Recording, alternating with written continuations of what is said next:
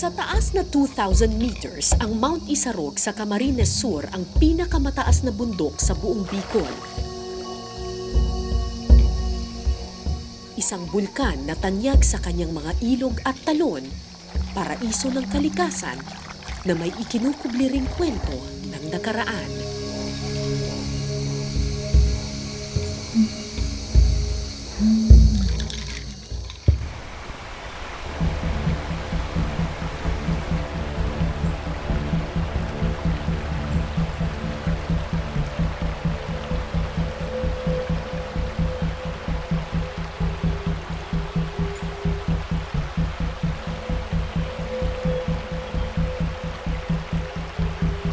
Matarik ang daan paakyat ng bundok Isarog.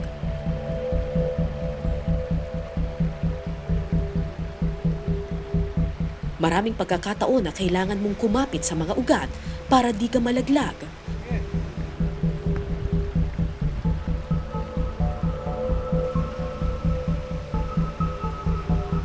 Pero kung kalbaryo na ang daan paakyat, mas mahirap ang daan pababa. Hindi kasi simpleng mountaineering ang pakay namin sa Isarog, kundi canyoneering.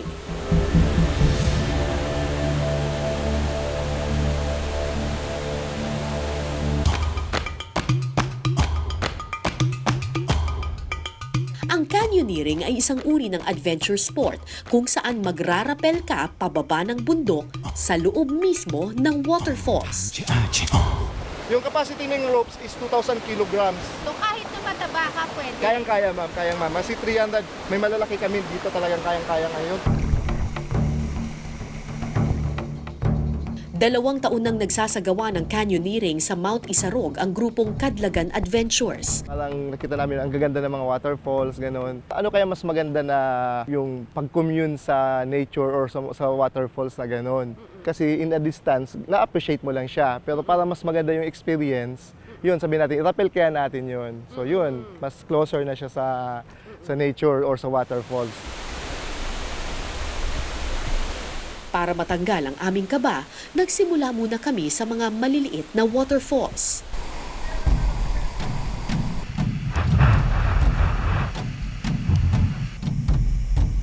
Sa kalagitnaan ng pagrarapel, sinabihan ako ng aming guide na bumitaw sa lubid at tumalon.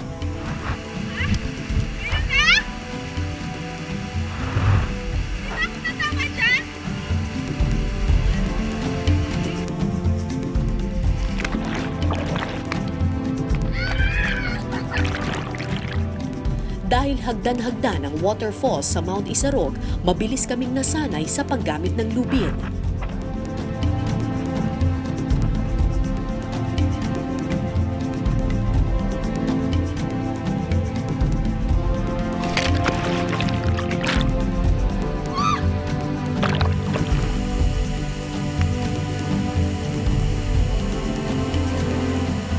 Di gaya ng simpleng rappelling kung saan bumababa ka sa isang matarik na pader gamit ang lubid, sa canyoneering may dagdag na hirap at peligro.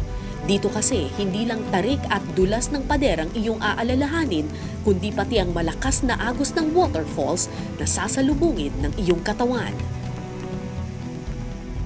Kailangan lang talaga, kung makikita namin, nakabukas lang talaga yung ano namin. Kailangan nakabukas yung legs. Nakabukas legs. Kasi para may grip ka, habang bumababa ka, nag-grip ka yung ano. Para yung grip mo, nakaganon. Kasi pag ganon ka, tapos yung force ng rapid sa baba, igaganon ka talaga. So, ipapadulas ka talaga. So, ang pinaka-technique talaga, nakalinba ka, tapos ganon-ganon ka. Pagkatapos ng sunod-sunod na pagtutuos sa agos ng talon, akala ko tapos na ang aming kaba. Pero hindi pa pala. Ate, ano nang gagawin natin ngayon? Slide ako dito. Magrarapel ulit? Slide. Anong slide? Slide. Ano kasi na? Walang lupit? Walang. Kasi mabawal. Saan? Yes po. Hindi nakatakot ako.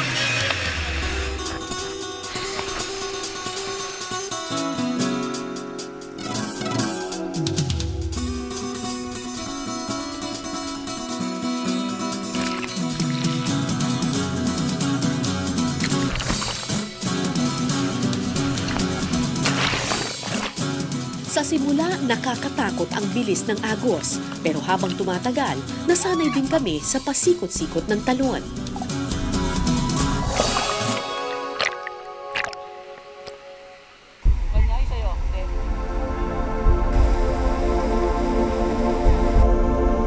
Ang malinaw na tubig ng Mount Isarog at ang malawak nitong kagubatan ang pinagkukunan ng tubig ng buong Camarines Sur.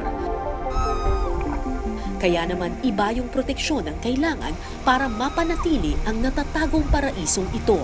Lahat po nakasalalay sa Mount Isarog yung yung pagkabuhay ng lahat ng 10 municipalities plus Naga City pala. So yun po, yung water source niya, diyan po lahat ng gagaling. So talagang ano po ma'am, very important yung Mount Isarog sa Camsor saka yung sa Bicol talaga. 6 na iba't ibang waterfalls ang sinuong ng grupo. Akala ko tapos na ang aming kalbaryo, pero paghahanda lang pala ito para sa pinakamahirap na bahagi ng Isarog.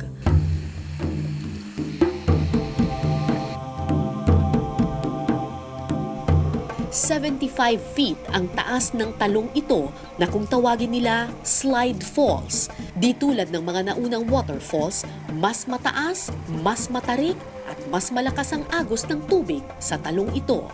Yung rapids siya, yun na magpapatumba sa'yo. Lalo na kung vertical yung waterfalls or minsan sobrang lakas ng tubig.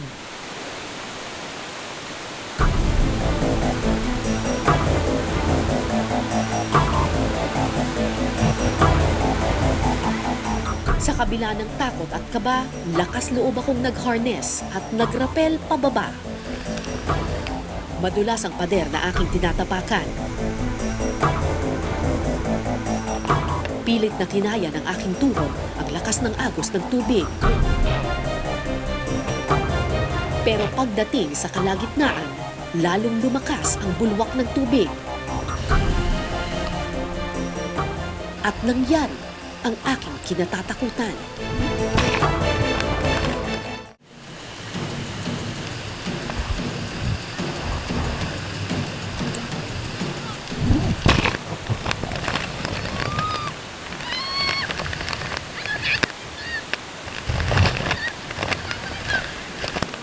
Sa lakas ng agos ng tubig, tinangay ang aking mga paa at aksidente kong nabitawan ang isa sa mga lubid.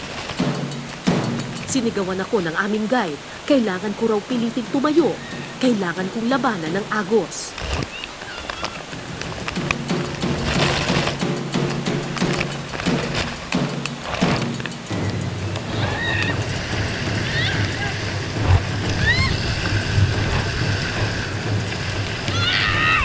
Sa tulong ng aming mga kasama, nahila ako ng lubid at tagumpay na nakatayong muli. Nang malapit na ako sa dulo ng waterfalls, napahiga na lang ako sa sobrang pagod.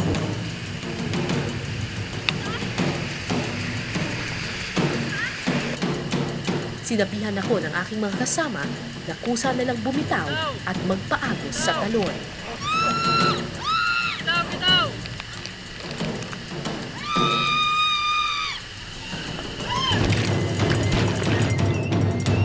Grabe. Sanay naman ako mag-rappel kaso lang ang problema dito, sobrang lamig nung tubig, tapos ang lakas-lakas nung current nung waterfalls.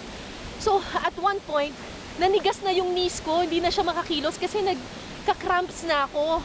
Tapos ang dulas-dulas ng mga bato, punong-puno siya ng lumot, so talagang napabitaw ako. Mabuti na lang, ang maganda dito sa nasalihan namin na adventure group, meron silang safety person. So, nung nakita nila na nag-slip na ako, kaagad sila, hinila nila ako kaagad. So, hindi ako dumausdos pa ibaba. Pero, kahit na sobrang hirap, gano'n, sabi nga nila, adrenaline rush, sulit pa rin. Pagdating mo dito, pag-dive mo doon sa malamig na tubig, sulit.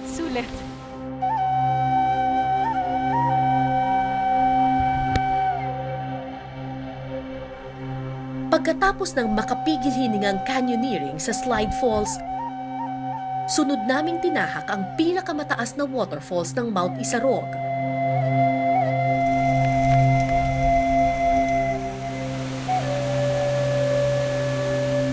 Kamangha-mangha ang Balang Falls ng Mount Isarog.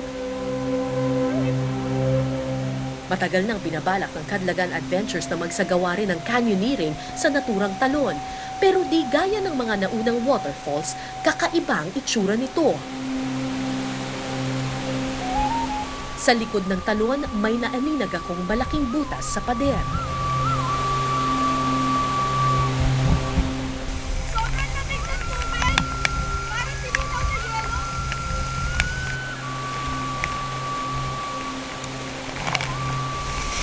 May butas dito sa loob.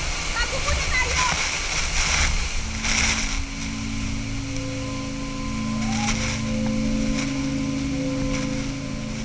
Marami na akong napasukang kuweba, pero kakaiba ang kuwebang ito. Makinis at para bang sadyang inukit.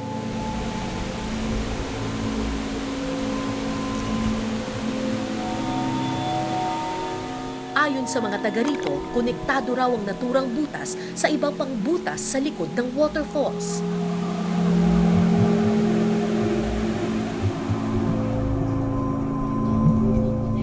Paniwala ng mga taga rito, mga Hapon daw ang gumawa ng mga butas na ito.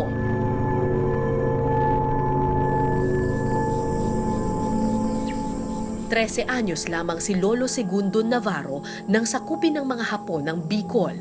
Isa siya sa mga kinuhang utusan ng mga Hapon at nasaksihan raw niya kung paano gumawa ng mga tunnel sa Mount Isarog ang mga sundalo.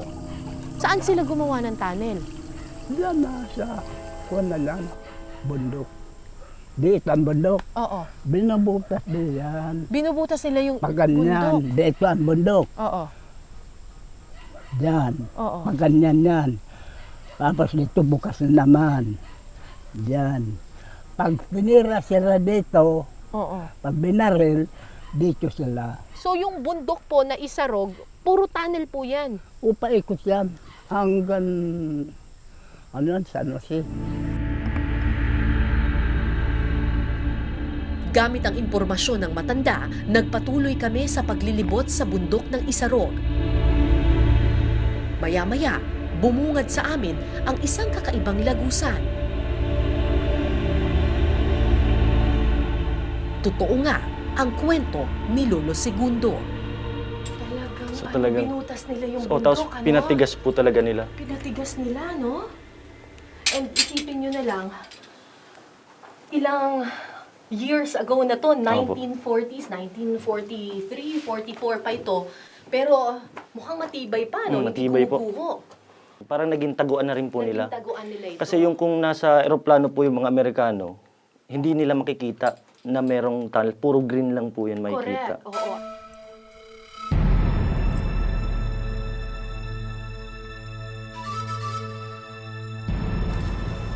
Sa di kalayuan, may nakita kaming isa pang lagusan.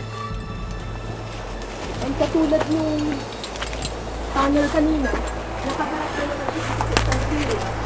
So it really makes sense. Mukhang ambush point ito ng mga Japanese. Dito sila, from here, ang ganda ng vantage point nila kapag paparating yung kalaban.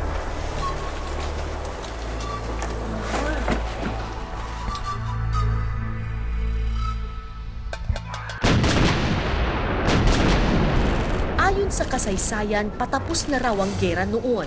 Malapit nang matalo ang mga Hapon, kaya tumakbo sila sa bundok ng Isarog para magtago at maghanap ng matatakasan. Bakit daw sila gumawa ng tunnel? At ayun nga, dahil pupunta dito ng Amerika, dahil yung ibang mga katulong, talo na. Talo na. Natalo na ng sila na lang pinuntahan dito. Kaya nag-ano man So yung kumbaga yung nandyan sa bundok, sila na lang yung huling natitirang Hapon. Oo.